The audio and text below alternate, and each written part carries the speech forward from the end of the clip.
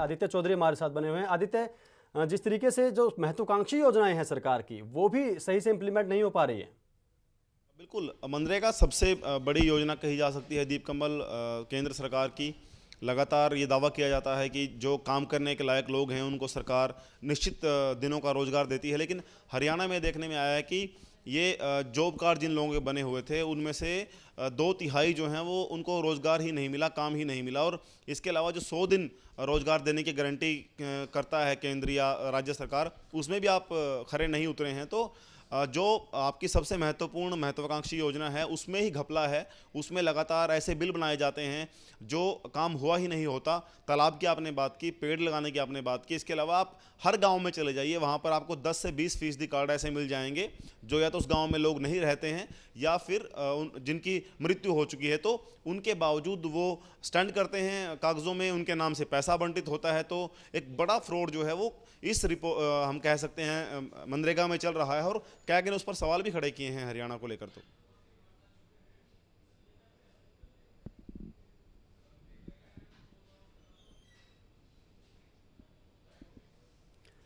जी आदित्य, आप बने रहिए हमारे साथ। इस वक्त पूर्व वित्त मंत्री संपत सिंह जी हमारे साथ फोन लाइन पर जुड़ गए हैं। संपत सिंह जी, बहुत स्वागत है एवन तहलका हरियाणा पर आपका।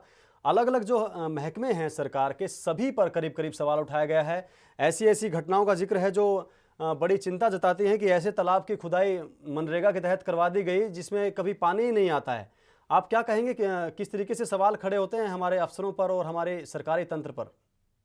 ऐसा है जी, इसको थोड़ा सा समझने की जरूरत है कि जी कैग का काम होता है ऑडिट करने का और बाकायदा कॉन्स्टिट्यूशनल बॉडी है, इसमें कोई बुराई नहीं है।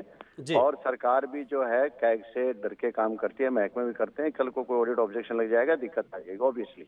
जी लेकिन जो कैग रिपोर्ट देते हैं वो फाइनल रिपोर्ट नहीं होती है। वो रिपोर्ट आ गई, ठीक है, उन्होंने कमियां निकाल दी, ऑब्जेक्शन निकाल दिए। इसके बाद ये रिपोर्ट जाएगी पब्लिक अकाउंट्स कमेटी को, विधानसभा कमेटी है जी और वो भी बाकायदा कॉन्स्टिट्यूशनल कमेटी है। और उसके अंदर जाने के बाद उसकी स्क्रूटनी होती है। स्क्रूटनी में सारे मेंबर्स होते हैं, चेयरमैन होते हैं। जैसे हरियाणा प्रदेश का बता रहा हूँ, मैं चेयरमैन हूँ कमेटी का, पीएससी का। जी जैसे मुरली मनोहर जोशी जी लोकसभा के अंदर है। और बिल्कुल। वहाँ फिर सीनियर मेंबर्स होते हैं। अशोक अरोड़ा जी हैं लोक दल के सीनियर मोस्ट मेंबर है। इधर अनिल विज जी हैं, सीनियर मोस्ट बीजेपी मेंबर हैं। ये सभी लोग मेंबर्स हैं। और वहाँ जो है बाकायदा कंट्रोलर ऑडिटर जनरल खुद आते हैं, वो हमारे साथ बैठते हैं और सामने हम उस डिपार्टमेंट को बुलाते हैं जिसकी कमियां होती है।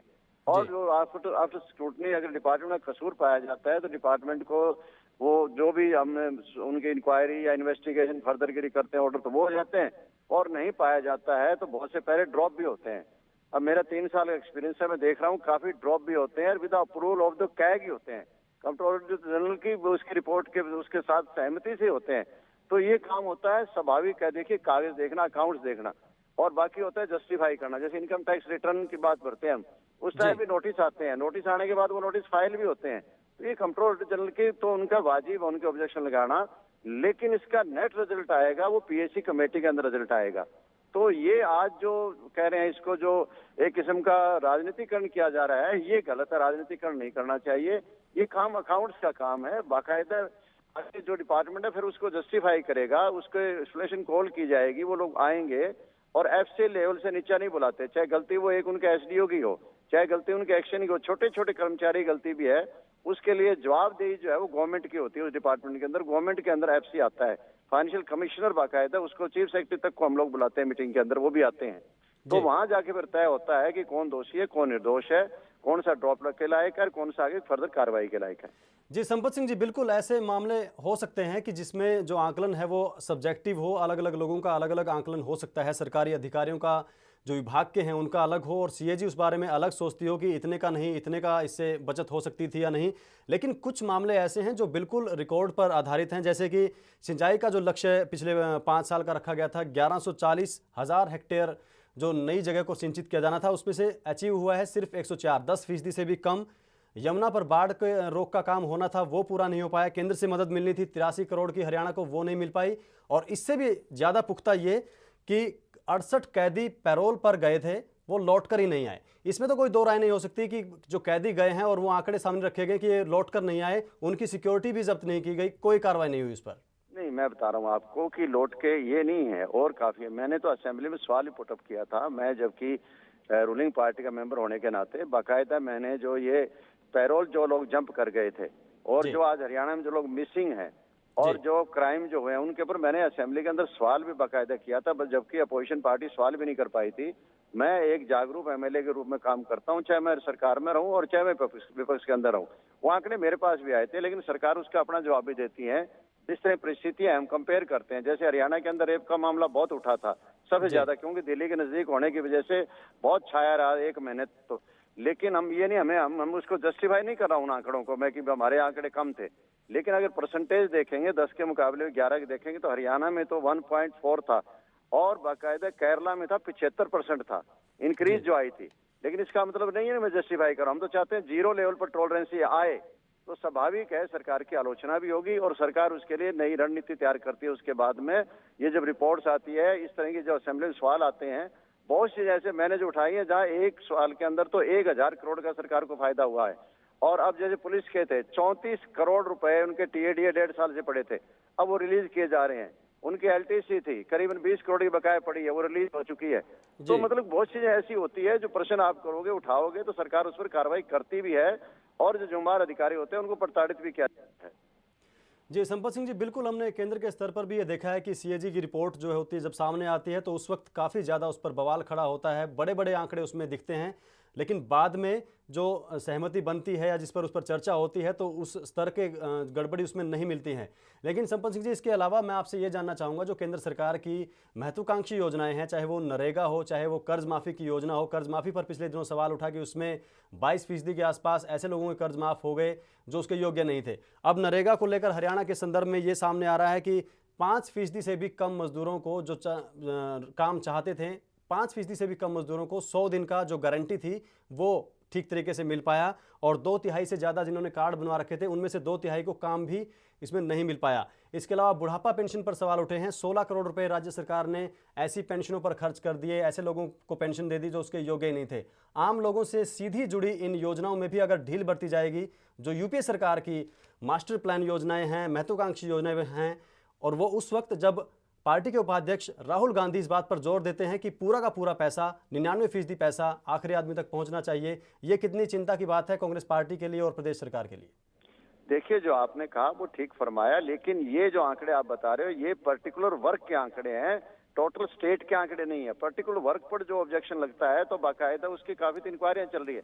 आज अंबाला के अंदर भी एक ऐसा केस है जिस केस के अंदर ये दर्शाया गया था, कंप्लेंट ये आई थी कि फॉरेस्ट डिपार्टमेंट ने खर्चा कर दिया और दिखा दिया, नरेगा से दिखा दिया गया।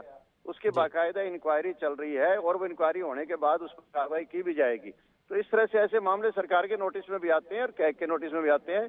कैग की रिपोर्ट को सरकार सीरियस लेती है, ऐसी बात नहीं सीरियस लेती, लेकिन फाइनल रिपोर्ट तो मैं कहता हूँ या तो प्रीलिमिनरी जो इंक्वायरी कराते हैं उसमें आती है और या फिर पीएससी कमेटी के अंदर जो है उसका दूध का दूध और पानी का पानी करके दे देते हैं। तो वो रिपोर्ट से पहले जिस तरह राजनीतिक लोग करते हैं, कैग ने अपना काम कर दिया, इट इज ऑल राइट, बिल्कुल ठीक है उनका काम। अब सरकार का काम है कि वो पीएससी कमेटी की रिपोर्ट के ऊपर बाद में कार्रवाई करे। मैं बहुत दुर्भाग्य से मुझे कहना पड़ता है कि कल पीएससी कमेटी की 2 साल की रिपोर्ट मैंने पेश की थी, उसके अंदर एक भी मेंबर ने पार्टिसिपेट नहीं किया, एक मेंबर ने सिंगल ने, जबकि वो ओकेजन था, बेस्ट ओकेजन था, हमारी रिपोर्ट के ऊपर डिस्कशन करते। और कैग की रिपोर्ट जो आती है उस पर डिस्कशन करना चाहते हैं, जो अंतिम जो रिजल्ट आता है उस पर डिस्कशन नहीं करना चाहते हैं। इसका मंशा जाहिर होती है उसका राजनीतिकरण करना चाहते हैं, नहीं कि वो स्टेट का कोई भला करना चाहते हैं। स्टेट बाकायदे इस मामले में चिंतित रहती है, चाहे वो कैग रिपोर्ट दे दे, चाहे न्यूज मीडिया, अखबार मीडिया देता है, कोई भी खबर देते हैं हम उसको पॉजिटिव एंगल से लेते हैं और उसको इम्प्रूवमेंट करते हैं।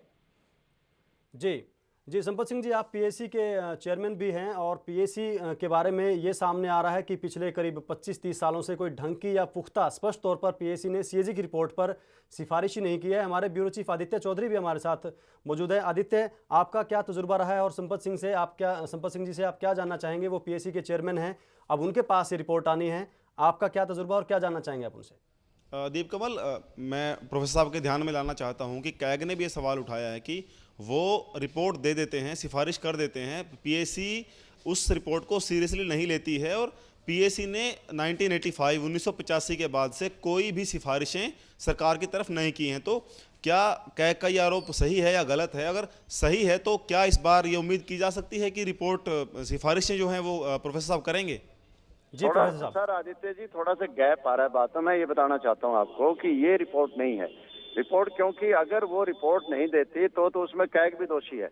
कंट्रोलर ऑडिटर जनरल बाकायदा उस मीटिंग के अंदर होते हैं, खुद होते हैं मीटिंग के अंदर, और हमारे बराबर बैठते हैं, मतलब एक जज की हैसियत से वो बैठते हैं, और जो अक्यूज की हैसियत से डिपार्टमेंट आता है वो हमारे सामने बैठता है, और रिपोर्ट बाकायदा जो दी जाती है तो अकेला चेयरमैन या मेंबर सवाल नहीं करते हैं, बाकायदा खुला हम उनको भी छूट देते हैं, एजी को भी, कि आप बताइए, आप पूछिए, जो अगर पर्सन कोई पूछना चाहते हैं, अब डिपार्टमेंट आपके सामने हाजिर है, वो भी पूछते हैं। तो इसलिए वो सीएजी की रिपोर्ट जो जाती है पीएसी कमेटी की, बाकायदा कंट्रोलर ऑडिटर जनरल भी उसमें पार्टिसिपेट करते हैं, उनकी सहमति से जाती है। जिस बात को वो सहमत नहीं होते हैं, मीटिंग को टाल देते हैं और बाद में फर्दर मैटर की इंक्वायरी करवाते हैं। मेरा जो अपना एक्सपीरियंस में बता रहा हूँ, वो जो कह रहे हैं वो ये कह रहे हैं कि पीएसी कमेटी रिपोर्ट दे देती है और उसके बाद डिपार्टमेंट या सरकार कार्रवाई नहीं करती है। ये इल्जाम लगाया है उन्होंने, जो लगाया है कि हम रिपोर्ट देते हैं, पीएसी कमेटी रिपोर्ट देती है, पीएसी कमेटी के ऊपर नहीं है इल्जाम। ये जी संपत सरकार सिंह जी, पर लेकिन इल्जाम है। संपत सिंह जी, लेकिन जो रिपोर्ट है वो भी इतनी स्पष्ट और इतनी पुख्ता अगर हो कि उस पर कार्रवाई करनी ही पड़े कानूनी तौर पर और जो नियम है उनके हिसाब से, तो क्या ज्यादा अच्छे रिजल्ट नहीं मिलेंगे? रिजल्ट अच्छे मिलेंगे। मैं आदित्य जी, मैं आपकी बात से सहमत हूँ, और हमने पीछे ऐसे किया था कि हमने कैग को कहा था कि जिस रिपोर्ट पर कार्रवाई नहीं हुई है, और विधानसभा के सेक्रेटरी जो हमारे पास बैठते हैं उनको भी कहा है कि आप उनकी सबकी रिपोर्ट मंगवाइए, और बाकायदे चीफ सेक्रेटरी को बुलाया था कि आपके जो अधिकारी इस तरह जो कोताही कर रहे हैं, जो अगर रिपोर्ट को बाद में कार्रवाई नहीं करते हैं तो उनके खिलाफ हम एक्शन लेंगे। तो इस बार जो है उसके बाद काफी सतर्क हो गए। ये डिपेंड करता है कि पीएसी कमेटी के अंदर चेयरमैन कौन है, मेंबर्स कौन है। जहां अगर पॉलिटिकल बायसेस के हिसाब से बनाए जाते हैं वो तो गलत हो जाता है, लेकिन यहाँ असेंबली के अंदर हरियाणा जैसे मैं बता रहा हूँ कि लोकदल और बीजेपी मेन जो पार्टियां हैं उनके सीनियर लोग हैं। अशोक अरोड़ा जी अध्यक्ष हैं लोकदल के, वो आज इस पीएसी के मेंबर है, और इसी तरह से अनिल विज जी हैं, काफी सीनियर मेंबर है, 4 बार एमएलए बन चुके हैं, वो भी इसके मेंबर है। तो बाकायदा सबकी सहमति से, चाहे वो अपोजिशन का और रूलिंग का हो, कोई डाइसेंट उसके अंदर नहीं होता है, और डाइसेंट ना हो तो ये मान लो कि पीएसी कमेटी की रिपोर्ट ठीक है। हाँ, आगे सरकार अगर कार्रवाई नहीं करती है तो पीएसी कमेटी का फर्ज बनता है, और हम लोग तो बाकायदा ऑन द स्पॉट भी गए हैं। इस बार स्टेट के अंदर हमने कम से कम 12-13 डिस्ट्रिक्ट को विजिट किया है, कई कामों को विजिट किया है, ऐसा शायद ही कोई पीएसी करती है, लेकिन हम तो बाकायदा स्पॉट पर जाके भी देख के आए हैं। तो मैं ये कहता हूँ पीएसी कमेटी को अपनी ड्यूटी पूरी निभानी चाहिए, और कंट्रोल ऑडिटर जनरल जो है ना ये कहे तो अच्छी बात है कि सरकार उस पर कार्रवाई नहीं करती है, तो वो कार्रवाई को आपको पीएसी कमेटी में उठाए लाके कि ये हमने सिफारिश की थी, इस पर सरकार ने कार्रवाई नहीं की है, तो कमेटी और ज्यादा उस पर सक्रियता से काम करेगी। तो पीएसी का भी एक पार्ट है, एक मतलब कहता हूँ कि इंटीग्रेटेड पार्ट है, जो आपके कंट्रोल ऑडिटर जनरल होते हैं वो बराबर के हमारे साथ हैं, बराबर की उनको पास पावर है।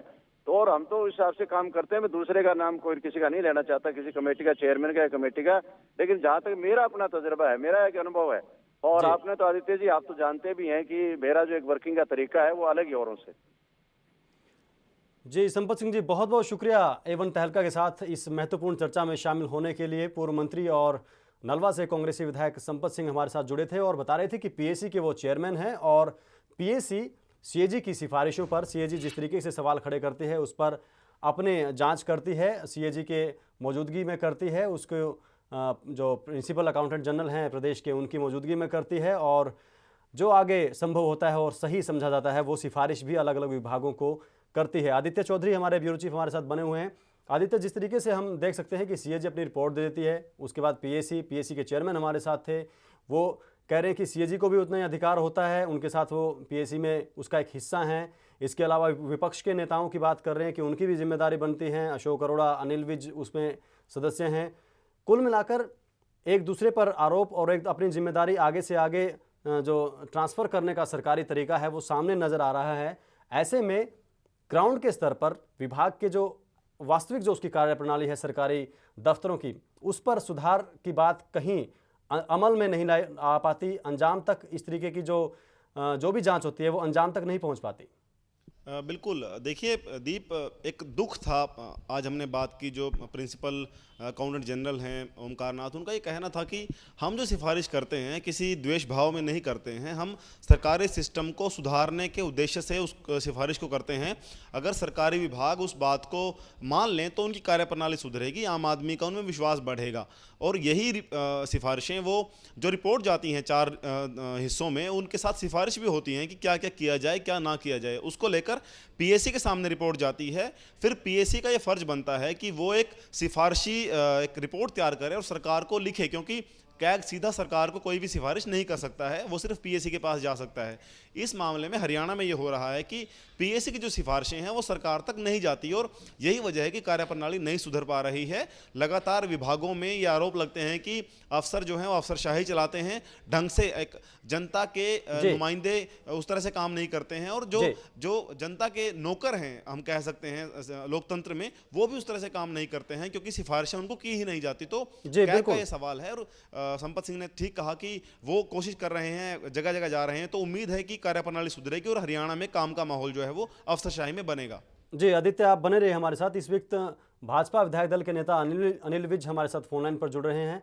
अनिल विज जी, A1 तहलका पर आपका स्वागत है। जो सीएजी की रिपोर्ट पर आप लोग विवाद, जो आप मुद्दे उठा रहे हैं, सरकार पर सवाल खड़े कर रहे हैं, सीएजी ने भी बहुत सारे सवाल खड़े किए हैं, लेकिन बात जो सामने आ रही है वो ये कि सीएजी रिपोर्ट पेश करके अपना काम कर देता है, पीएसी में रिपोर्ट आती है, वहां पर कार्रवाई रुक जाती है।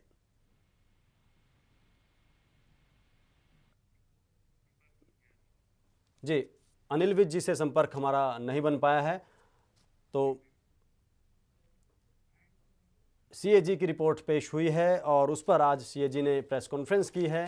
तमाम जो आंकड़े हैं जो फिजूल खर्ची के हैं या लापरवाही के हैं वो सामने रखे हैं। आदित्य चौधरी, हमारे साथ जुड़ने के लिए बहुत बहुत शुक्रिया। चंडीगढ़ से न्यूज़ रूम से हमारे ब्यूरो चीफ आदित्य चौधरी हमारे साथ जुड़े थे। और अनिल विज, भाजपा विधायक दल के नेता, हमारे साथ एक बार फिर जुड़ गए हैं। अनिल विज साहब, आप पीएसी के मेंबर हैं, अब सवाल पीएसी के पास आ गया है। सीएजी ने अपनी रिपोर्ट देके काम कर दिया है, अब पीएसी कितना उस पर आगे काम करेगी और कैसे उस पर सुधार की बात आगे आएगी?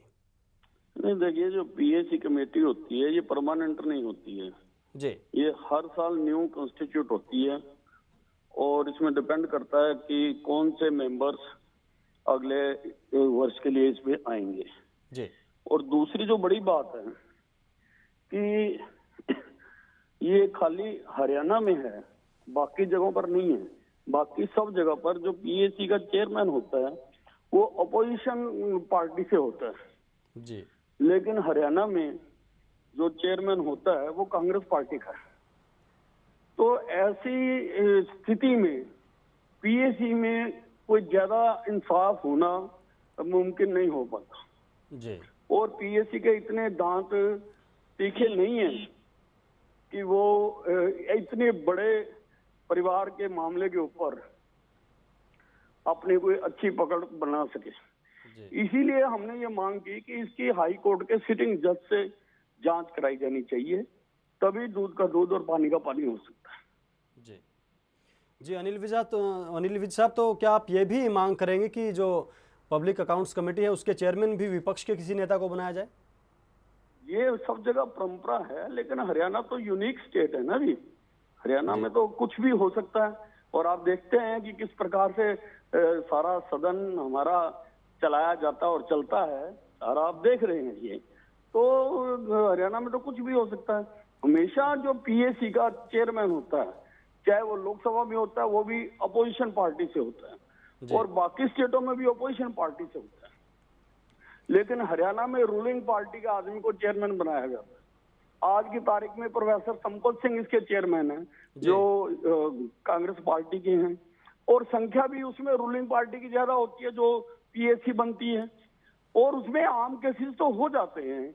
लेकिन जो इतना बड़ा हिंदुस्तान के फर्स्ट परिवार का केस है, ये जो केस है राजीव गांधी चैरिटेबल ट्रस्ट का, इसकी चेयरपर्सन जो है वो खुद सोनिया गांधी है। तो ऐसे केस के लिए ये पीएसी भी अपना काम करती रहे। हमने कहा है कि पीएसी भी अपना काम करे, मैं उसके ऊपर कोई परसेंटेज नहीं लगाता हूं, लेकिन साइमल्टेनियसली इसका हाई कोर्ट के सिटिंग जज से इसकी जांच कराई जानी चाहिए कि कहां कहां फायदे पहुंचाए गए, कहां कहां नियमों को तोड़ा गया और किस प्रकार से सारे कायदे कानूनों को ताक पर रखकर ये जमीन चैरिटेबल ट्रस्ट के लिए दी गई। जी, अनिल विज साहब, बहुत बहुत शुक्रिया A1 तहलका हरियाणा से जुड़ने के लिए। भाजपा विधायक दल के नेता अनिल विज मांग कर रहे थे कि राजीव गांधी ट्रस्ट को दी गई ज़मीन के मामले की जांच हाईकोर्ट के सिटिंग जज से करवाई जाए। साथ ही पब्लिक अकाउंट्स कमेटी भी जो सीएजी की अलग अलग महकमों को लेकर सिफारिशें हैं, जो भी रिपोर्ट सामने आई हैं, उन पर अपनी जाँच जो है वो जारी रखे।